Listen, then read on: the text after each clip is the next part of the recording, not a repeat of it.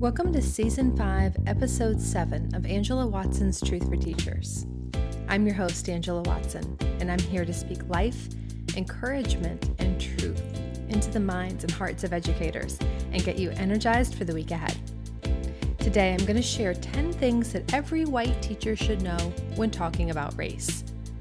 Visit truthforteachers.com to get the transcript, links to recommended resources, and to share your thoughts on the show. So I am actually re-recording this episode. It is now October 2017. 6 months have passed since I originally recorded it. And this post has been one of the most popular and most visited on my site. And there's been a lot of things that have pushed my thinking since then, and I have expanded and updated the post over time, particularly with the section at the end with recommended resources from teachers who asked for things to help them take their next steps. So I figured it was time to re-record this episode. That's not something I normally need to do, but the post itself has changed so much over the last 6 months, and I've really expanded the end when I talk about the end steps. So I thought I would re-record. So if you've listened to it previously, please know that this version is going to be different from what you heard originally. So we're talking today about things that white teachers need to know when discussing race. And I want to start off by addressing the elephant in the room. Why am I talking just to white people? Isn't that racist? I want you to hold that question in your mind and ask yourself that again after you've listened to my words here and see if your thought process has changed.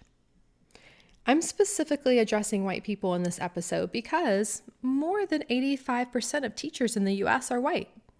Most of you hearing my voice right now are in fact white. Conversations about race are super prevalent right now, and for a lot of white people, it sort of feels like stepping into a minefield. They have literally no idea what to say, or feel like they don't understand the history of people of color enough to contribute very much to the conversation. Or they say something they think is totally valid, but inadvertently offend people of color in the discussion, or get their own feelings hurt because they feel attacked, and they vow to never ever enter another conversation about race again. That cannot happen, teacher friends. It really hurts my heart to see so many misunderstandings in our country around race right now, particularly when it's among white teachers who are shaping the next generation of minds. Teachers are smart and kind and educated people who are tasked with raising up young people to be leaders. We cannot be ignorant about race or avoid talking about it. Now, I'm no expert on race relations in America, and I can't presume to speak on behalf of people of color. I don't know their full experience.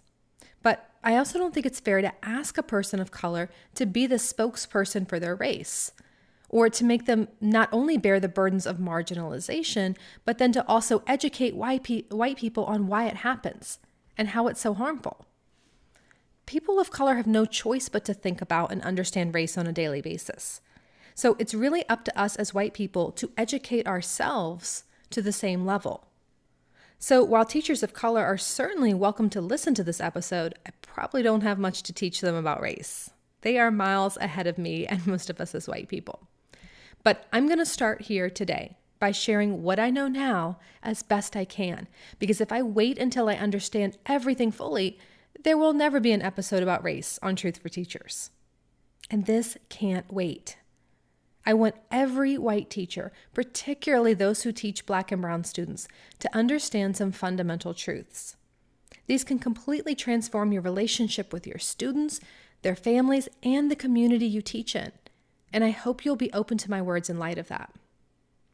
So this episode is for those who are frustrated with the conversations about race right now, and also for those who want to have hard conversations, want to support their students, want to step up as advocates and allies, but just don't know how to talk about racial issues and are afraid of saying the wrong thing.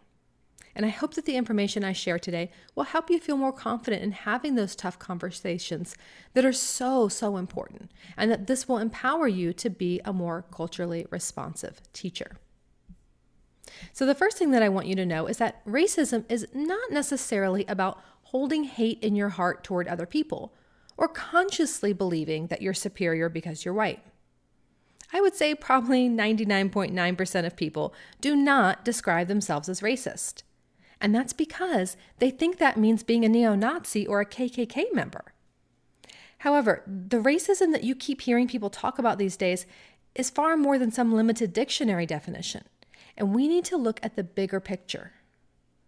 Racism is about contributing to or looking the other way in the face of acts or systems that marginalize people of color. Racism is a systemic issue. So if you are complicit in policies and systems that are oppressive to people of color, you are contributing to racism in this country. If you look the other way or you deny that these systems exist, you are part of the problem. The truth is that you can subconsciously hold ideologies of white supremacy even if you have Black friends. You can know in your heart that you don't hate anyone, but you can still contribute to people's oppression. You can love Black culture, Black music, Black slang, while still benefiting from systems that are designed to elevate you above Black people in social status. The worst thing you can do is take a knee-jerk reaction to any mention of racism and assume it doesn't apply to you. The truth is that we all have a lot to learn and examine in that area.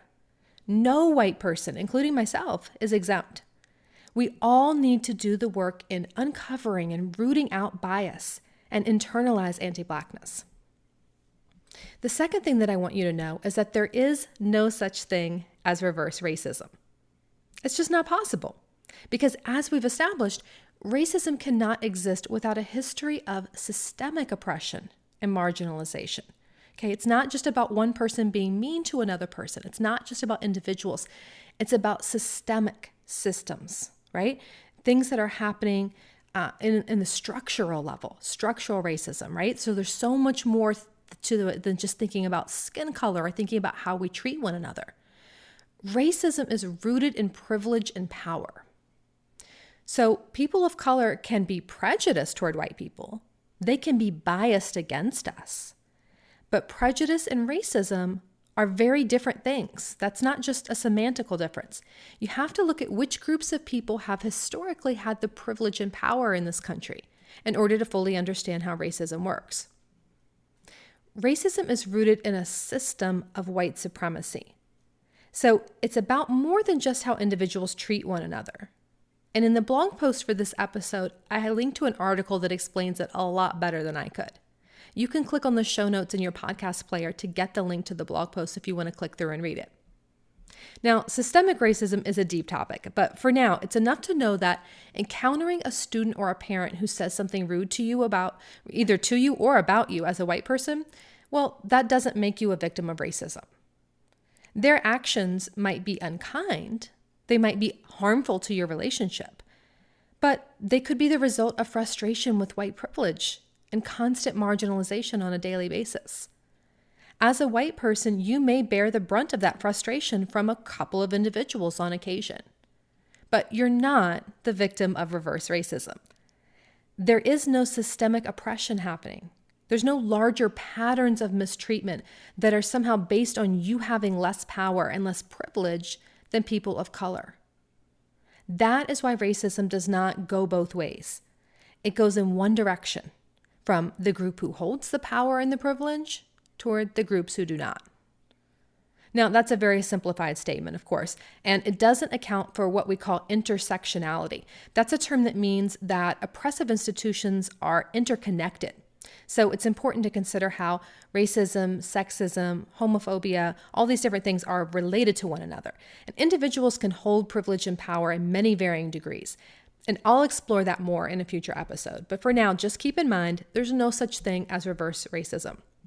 And I want to add here that I've seen several comments from white people who said that they just completely shut down after hearing this part and they refused to keep reading or listening because they just found it so invalidating of how they've been mistreated by other races.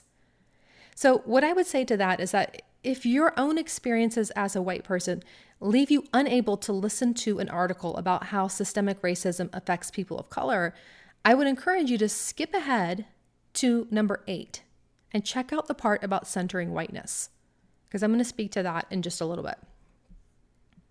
The third thing that I want you to remember is that there are different rules for white people and people of color when we're talking about race. So no, you're not crazy. There are different rules, and this is not a secret. It's because of these, again, systems of power, structural racism, privilege, all of these different things. That's why there's different rules. The rules for survival and success in this country are not the same for all groups of people. And therefore, the way different groups of people talk about race is not the same. Don't frustrate yourself by trying to figure out why Black people can say the N-word and white people can't. Focus on trying to understand the bigger issues of privilege and race. And then the smaller details like that will make a lot more sense to you later on. When you hear people of color talking about race or just talking about life in general amongst themselves, the least helpful thing you can do is try to police their tone or correct the way that they're expressing themselves. Instead, just accept that their lived experiences are different than yours. They're treated differently, and they see the world differently. The rules for how to talk and behave for people of color have never been the same as the rules for those who are white. It's never been that way, and that continues to this day. The fourth thing to know is that it is not racist, nor is it creating division, for people of color to talk about how they experience the world differently than white people. Colorblindness is not a thing to aspire to. I see a lot of white people try to shut down these conversations by saying, why do we have to make everything about race? As if brown and Black people need to just pretend that race doesn't exist and stop focusing on our differences. Those differences have always been there. It's just that for most of our country's history, people of color weren't allowed to publicly voice their experiences. You may not have been aware of the differences or problems, but that doesn't mean they didn't happen. And not talking about them now doesn't mean those issues will go away. Yes, it can be very uncomfortable to witness or participate in these conversations about racism as a white person. I'd imagine it's far more uncomfortable to actually live with that racism as a non-white person. The bare minimum that we can do is avoid invalidating their experiences and silencing them by trying to ignore or deflect any mention of race. Don't defend your point of view by claiming to be colorblind and saying, I don't see color. You do see color, unless you have a literal visual impairment. And you should see color, because a person being brown or Black is not a shameful attribute that we have to pretend that we didn't notice. Even if your intention is to communicate that you love and treat all people the same, please know two important things here. Number one, that's probably not true, because we all have unconscious biases. We don't treat all people exactly the same. And number two, your personal inclusiveness doesn't mean that systemic racism no longer exists. The fifth thing to know is that if you have been told that it is racist to see or talk about color, that was probably in a situation where you were pointing out race in a completely irrelevant context. So for example, if you're telling a story about one of your students and you say, this little Black boy in my class today said the cutest thing, someone may object to you using that as a descriptor. But it's not because there's something wrong with being Black and therefore you were supposed to pretend that he isn't or that you somehow didn't notice. The reason it's inappropriate to mention race in this context has to do with the presumption that white is normal and anything other than white is different and therefore needs to be specified. What you may not realize is that when you say this Black boy in my class in one anecdote, and then in the next anecdote say this other boy in my class, the message that you're conveying is that you and the person you're talking to should automatically assume the child is white unless you specify otherwise. You've made white the default. By only pointing out race for people of color and not ever saying this white boy, a subtle message is sent that white is the norm and a person of color is an other or different. So when race is irrelevant, don't mention it. Here's a slightly similar example. If you've ever had a student refer to you as that white lady, then you know how uncomfortable it can feel to have your race pointed out when it seems irrelevant, and how it makes you feel like an outsider. It feels like you got an unnecessary, unexpected reminder that the student and his or her friends are all the same race, and they see you as different from them. It's not a good feeling, right? So don't make people of other races feel that way. And again, don't get hung up on why people of color can say certain things and you can't. The onus is not on marginalized groups to be inclusive of us. Or to be really blunt, it's not the job of minorities to make white people feel normal and like we belong. In this country, we've always seen ourselves front and center. In movies, award shows, commercials, leadership positions, government, everywhere. We've always known that we belonged and we were valued and we held power and authority. That's the basis of white privilege. Our viewpoints and accomplishments have never been in danger of being overlooked and ignored. So we don't need any kind of special protections or any special recognition or any careful consideration for being white. The sixth thing that I want you to keep in mind is that it's important to use descriptors of race that are both inclusive and empowering. So now we're going to talk about how to refer to different groups of people, because I know that can really feel like a landmine. Sometimes in conversation, you may need to use race as a differentiating factor, and it can feel awkward to avoid mentioning it. So in those situations, say it. Just don't make it the sole factor. So if someone says, "Which student is being dismissed early today?" Don't say, "The Hispanic girl right there." Give the child another attribute rather than defining her only by her ethnicity. So you might say, "The tall Hispanic girl in the red sweater." Or better yet, "The tall girl in the red sweater." When it's appropriate to mention, try to use race as an adjective and not a noun.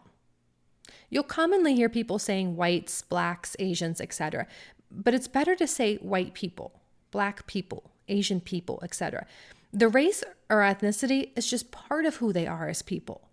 So we don't want to reduce others only to their race in the way that we refer to them. Put more simply, it conveys greater respect to say black people than blacks, or worse, the blacks.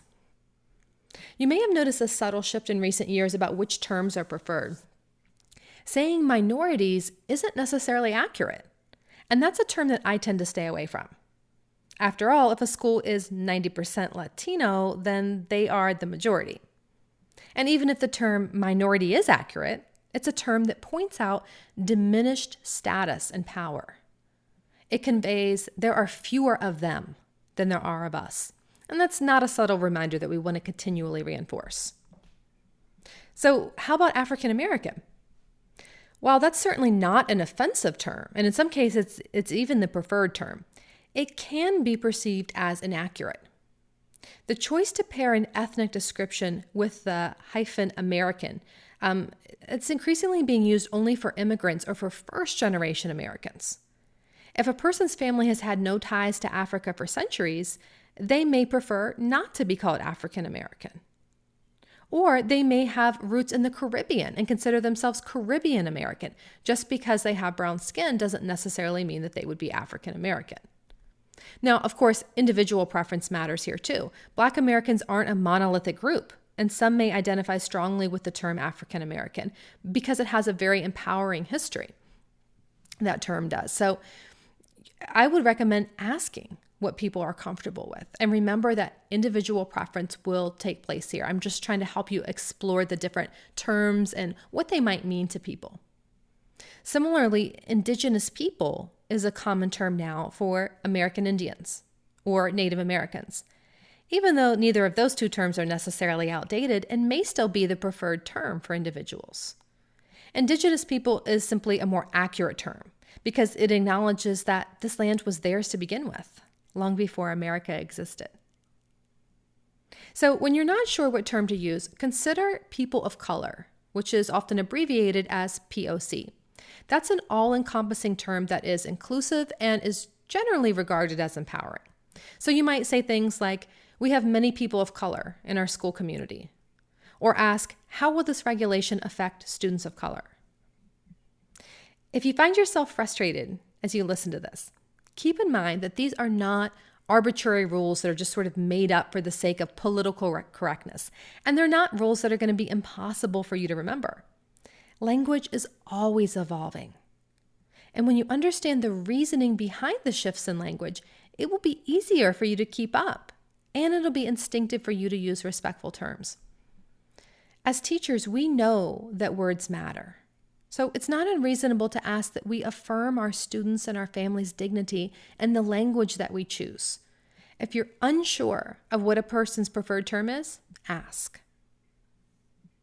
The seventh thing to know here is to develop a listen first ethic when a conversation turns to race, rather than insisting that race is irrelevant. Remember that your perception of when race applies is going to be different than a person of color's perspective. I know that that can be hard to understand, but maybe if you're a female, you can relate to another example. How many times have you heard men say things that are dismissive or subtly disrespectful toward women, and they don't even realize that what they've said is cringeworthy? We as women tend to see sexism more clearly than the average man because we've experienced its harmful effects. And often it's in very subtle and very hard to prove ways every single day. Sometimes these are called microaggressions, and they happen with racial dynamics as well. Men have the privilege of not seeing misogynistic undertones in certain situations because misogyny doesn't necessarily affect them on a personal level. Hence the term mansplaining was invented, right? Well, white people have the privilege of not seeing race in an issue because a lot of times it doesn't affect us personally. That does not mean that it doesn't exist at all and that people aren't really experiencing it. So avoid white-splaining. There will be many times when you think that something has nothing to do with race, but that doesn't mean you should start lecturing the person on why they shouldn't be so divisive. It means you should listen and try to learn. And that brings us to the eighth point. You can prevent knee-jerk defensiveness by actively working to decenter your experiences as a white person in conversations about race. White people enslaved millions of Africans for hundreds of years. Hearing me say this fact or having it pointed out should not make you immediately proclaim your personal innocence or start citing evidence about Black people who also owned slaves. Don't deflect. Don't get defensive. Don't cry. You didn't own slaves. You're not responsible for that. And if you listen or read closely, you'll find that no one is trying to hold you responsible for that.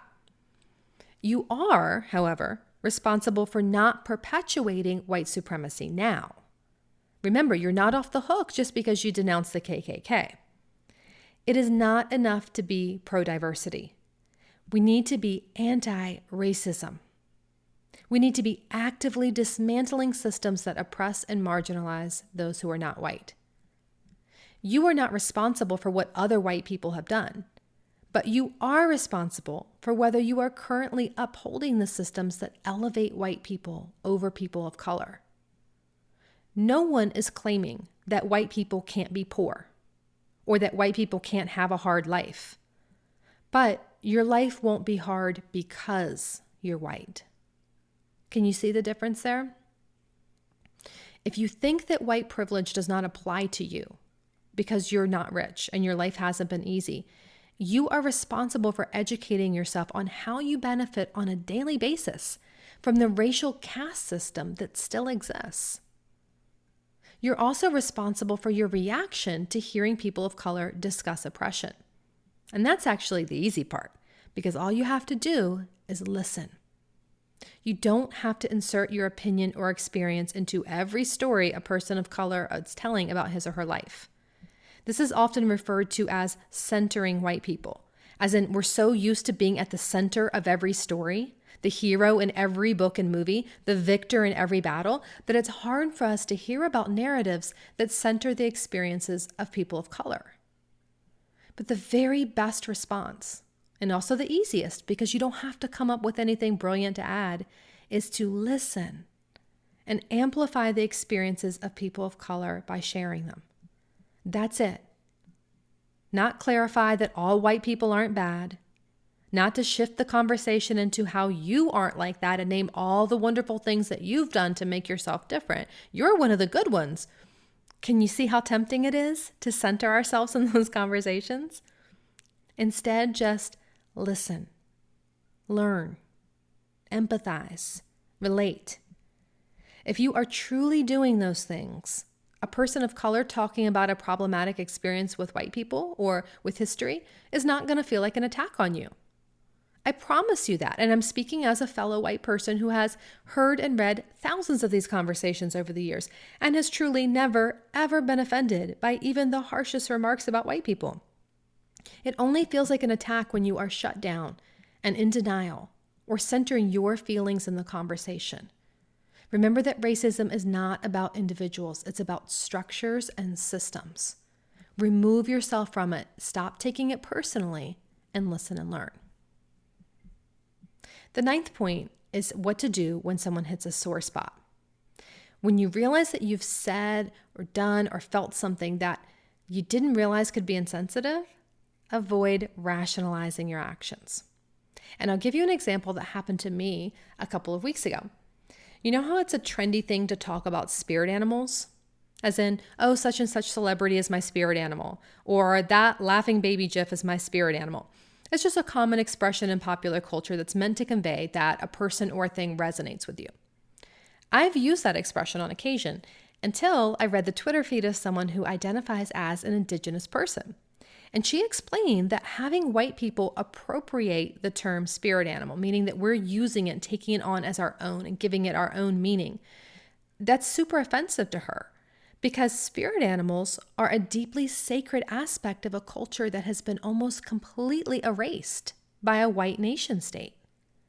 So to have white people, or anyone really, trivialize something that means so much in her culture, a culture that has a long history of being devalued and censored and systematically wiped out, well, that's hurtful to her. My gut reaction upon hearing this was to think, oh, crap, I've totally said that, and I had no idea it could be offensive. Oh, that's so embarrassing. Well, at least now I know not to ever do it again. I realized that I have made jokes that could be offensive, and now that I knew better, I wouldn't do it again. It's really that simple. I'm not a terrible, hopelessly racist person for saying it. I'm not going to berate myself endlessly for having said something offensive. I'm not going to launch into the whole, it's not my fault I'm white. I'm not going to excuse my ignorance as if Google doesn't exist and I couldn't have learned about these issues on my own without someone having to hold my hand and walk me through why my comments were problematic. And I'm also not going to make excuses about how it's just a joke and everyone says it, so people should stop being offended by everything. Remember, the offense is rooted in systemic oppression and marginalization over hundreds of years. It's not about the one joke or the one term that you're using. These are issues that affect generations. They aren't just things you can get over when they impact your daily life. So instead, I'm just going to own it. Well, I said something many times that was insensitive. It's never my goal to be insulting or hurtful to people, so I'm going to be careful not to do that again. That's it. That's the end. No defensiveness or denial, just owning it and moving on. We're at the 10th point now, and I think this is the most important point that I want to make. And that is the solution is not to stop making everything about race and all just come together as one. We have to be anti-racism, not anti-talking about race. Avoiding all mention of discrimination and oppression does not mean that those things stop happening. It just means that you as a white person don't have to deal with it anymore. And that's why we can't just feed into these calls for unity and all come together and just pretend like these things don't exist. They do still exist. That's just an effort to make ourselves more comfortable so that we don't have to think about it. And as a teacher, we have a responsibility to understand that people of color don't have that privilege of not thinking or talking about race. We can unite as a nation when we acknowledge problems do exist. And they exist because our systems were never designed to treat all people equally. In nearly every state, our founding fathers determined that only white men who owned property could vote and have a say in how the country operates. The system was never, ever designed to give equality to the poor who didn't own property, or women, or indigenous people that the land was taken from, or Africans who were brought here in chains and forced for generations to provide free labor that created financial prosperity for white families that exist to this day. The system is unjust, but it's not broken. It was built this way. Unity and healing come when we dismantle the current system and we build a new one. We can heal when we acknowledge the reality of people of color and other marginalized groups in this country. Healing comes when we as white people start to see our own privilege and dismantle systems built on white supremacy that hold our lives and our rights as being greater than those of other people. And I'm telling you, that is going to be a long, painful, messy process. Because when you're used to privilege, equality feels like oppression. We have to be up to that challenge. We have to be willing to get uncomfortable, to dig deep, to root out our own biases here, and to think about a new way that we can structure things in our country. This is not about hating white people. It's about hating white supremacy. It's not about taking white people down. It's about elevating people of color. We as white people are not more deserving of human or civil rights than anyone else. So my challenge to you today is to move beyond the conception of yourself as being colorblind or pro-diversity, and instead start being anti-racism and do the work. Examine yourself and your biases. Know your blind spots. Listen to people of color and teachers of color. Have the hard conversations, even if you might not say exactly the right thing. Step up to fight that everyday racism that you encounter. And I'm going to give you 3 practical steps that will help you figure out what to do next. The first thing that I want you to do, or to remember after you leave this episode, is to start with self-examination and begin the lifelong habit of rooting out your own biases. So I've linked to about 15 articles in the post for this podcast episode that will help you with this process of self-examination. Everything that I've shared here has already been written about in countless other blog posts and books. I am not the first one. These are not all my original ideas that no one else has said before. People of color have been saying this stuff for a long time. So don't wait for someone to hold your hand through the journey. You can just Google a specific topic or phrase that I said that really hit home with you, and just go from there. We all have internalized anti-Blackness, even people of color do, because our ways of thinking have been influenced by living in a white supremacist society. And therefore, understanding and working through your own limitations and prejudices is the most important thing you can do. That's going to better equip you to begin doing the actual work of fighting for racial justice later. So start with self-examination. Root out those internal biases. Start Googling things. Start reading things. Start listening to people of color. Start educating yourself. Learn about how white supremacy functions in this country and how you have internalized some of those thought processes yourself, because we all have. That's the most important first step. The next step after that is to make racial justice a normal part of your conversation with other white people. Be cognizant of inequity and white supremacy, and speak up when you see it. Don't be afraid to call out those microaggressions and lend an additional perspective in conversations that leave out issues of equity. If we're talking about really important issues in the education space and no one is talking about how to make the learning accessible for all students, speak up. Equity matters. Challenge fellow white folks when they make colorblind remarks. I know this is difficult to do with our close friends and our family, but your opinion means the most in those arenas. So it's really important to speak up. So self-examination, making racial justice a normal part of conversations with other white people. And third of all, look for activists who are people of color and follow their pages on social media so that you can hear their perspective on a regular basis about a variety of issues. And again, I've linked to some that you can follow.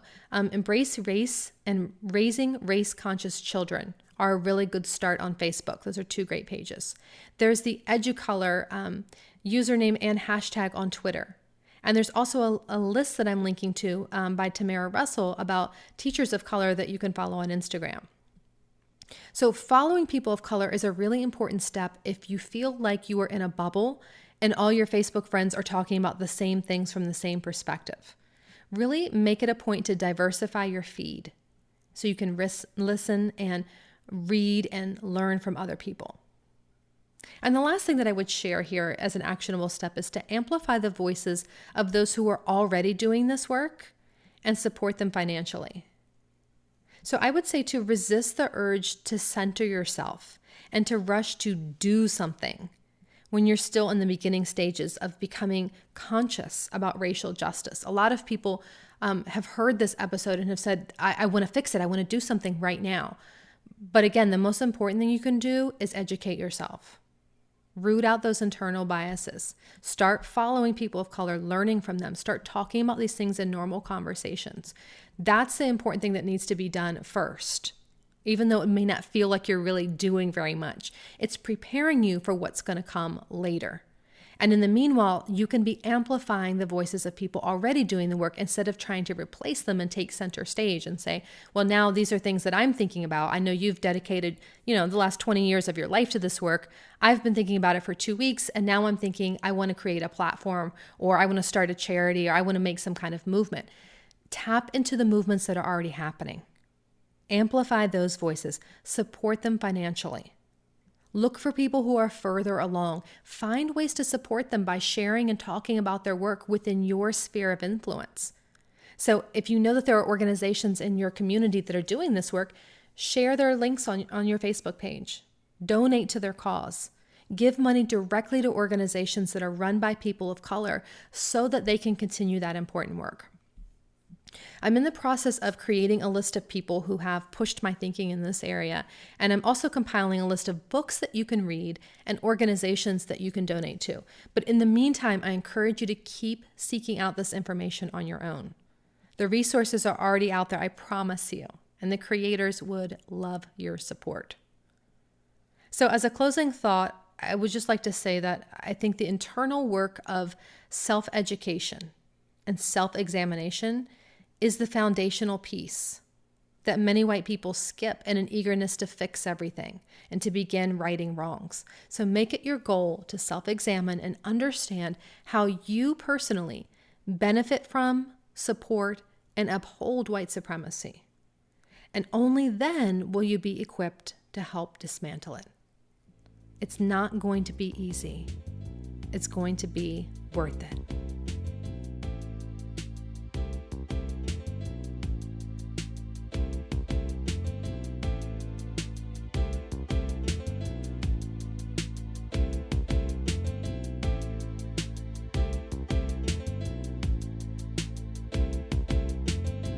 Truth for Teachers is a proud member of the Education Podcast Network. Podcasts for educators, podcasts by educators. For more great podcast recommendations, go to edupodcastnetwork.com.